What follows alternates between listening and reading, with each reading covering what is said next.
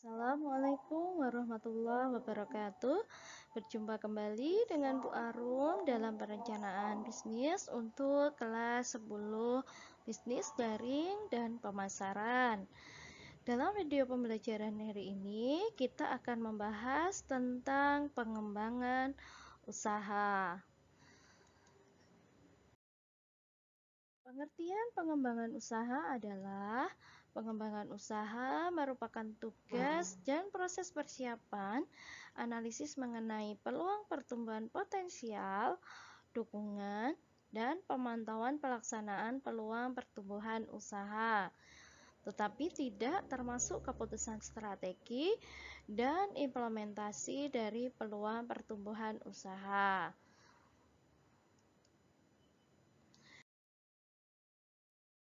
Dalam pengembangan usaha, terdapat beberapa tingkatan yang berbeda. Berikut ini adalah tingkatan-tingkatan yang ada pada pengembangan usaha. Yang pertama adalah tingkat produk, yang kedua adalah tingkat komersial, yang ketiga tingkat korporasi, dan yang keempat tingkat keamanan dan proses penjualan. Baiklah, marilah kita bahas satu persatu dari berbagai macam tingkat pengembangan usaha. Yang pertama adalah tingkat produk. Pada tingkat produk, produk pengembangan usaha berarti mengembangkan produk atau teknologi baru. Dalam tingkat perkembangan usaha hanya terdapat satu kategori, yaitu perkembangan inkremental. Perkembangan inkremental adalah perkembangan yang meningkatkan fungsi yang ada pada platform atau teknologi pada komputer, laptop, atau smartphone. Contohnya adalah pembangunan berkelanjutan atau tambahan ekstensi untuk produk yang sudah ada, seperti penambahan fitur efek bokeh yang biasanya terdapat pada kamera digital ke berbagai merek smartphone. Saya yakin kalian sudah tahu apa yang dimaksud dengan efek bokeh itu sendiri. Nah, efek bokeh ini biasanya hanya ada di kamera digital. Namun saat ini efek bokeh ini sudah ditambahkan ke berbagai merek smartphone. Yang kedua adalah tingkat komersial. Tingkat komersial ini yang pertama adalah bentuk pengembangan usaha di tingkat komersial, berarti prospeksi murni at door, yaitu berburu pelanggan baru di segmen pasar yang baru.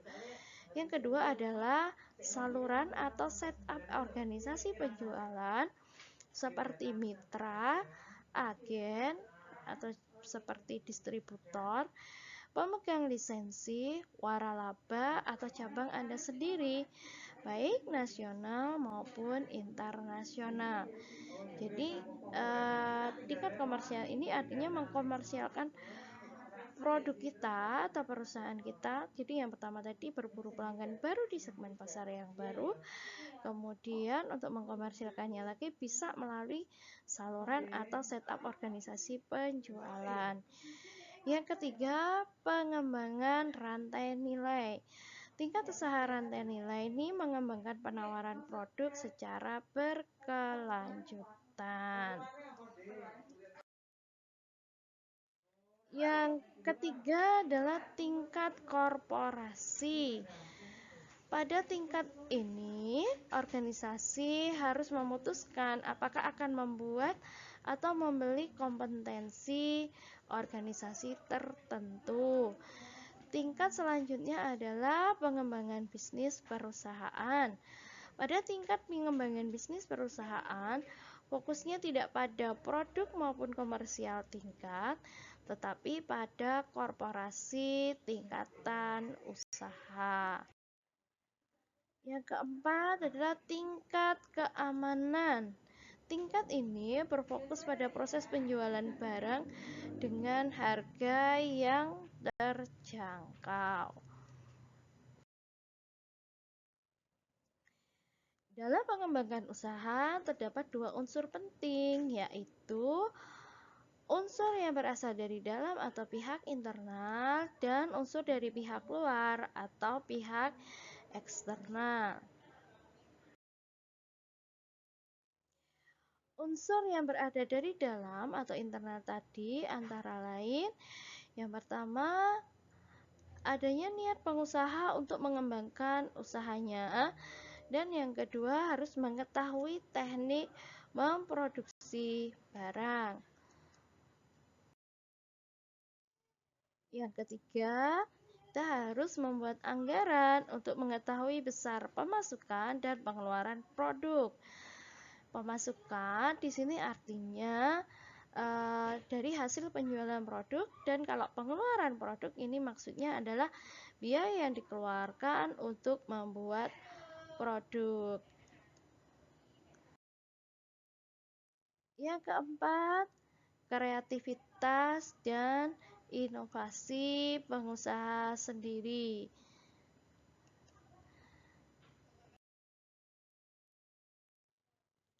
Unsur dari pihak luar antara lain, yang pertama mengikuti perkembangan informasi dan tren dari luar usaha.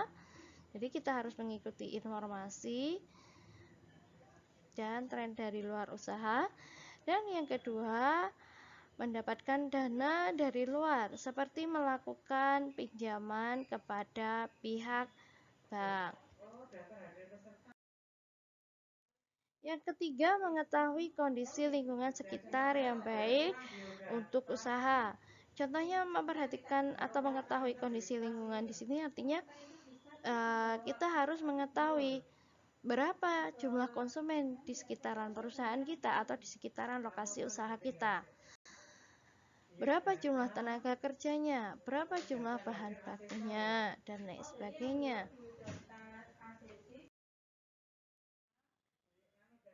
Berikutnya, mengetahui rentang harga di pasaran dan kualitas bahan baku yang dapat digunakan untuk menghasilkan produk yang berkualitas prima dan harga yang sesuai. Yang kelima adalah cakupan jajaran produk. Pengembangan usaha sendiri terdiri dari beberapa aspek, yaitu aspek strategi, manajemen pemasaran, dan yang terakhir adalah aspek penjualan produk.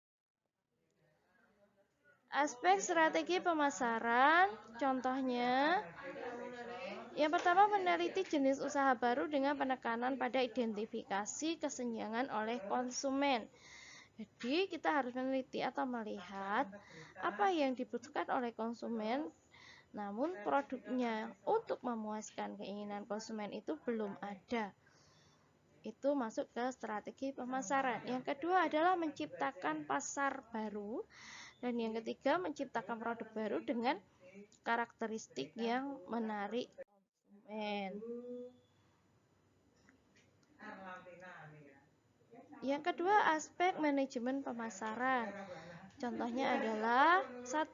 Menembus dan menguasai pasar. Jadi, misalkan di sini adalah 100%, maka kita harus menguasai paling tidak separuh atau lebih dari pangsa pasar yang ada. Yang kedua, harus mampu mengolah situasi atau peluang pasar yang ada dengan teliti. Kita harus bisa melihat apa peluang pasarnya dan bagaimana kita harus mengelola peluang pasar itu sehingga menjadi konsumen yang potensial untuk perusahaan kita. Dan semuanya itu harus dilakukan dengan teliti. Yang ketiga adalah memasarkan produk dengan jaringan yang luas seperti ekspor produk ke luar negeri. Jadi kita tidak boleh ya hanya menjual produk atau menawarkan produk pada satu orang saja. Kita harus membangun jaringan seperti ini. Jadi mencar-mencar kemana-mana sehingga konsumennya semakin banyak. Yang keempat, membuat strategi pemasaran yang dapat membuat konsumen membeli produk kita.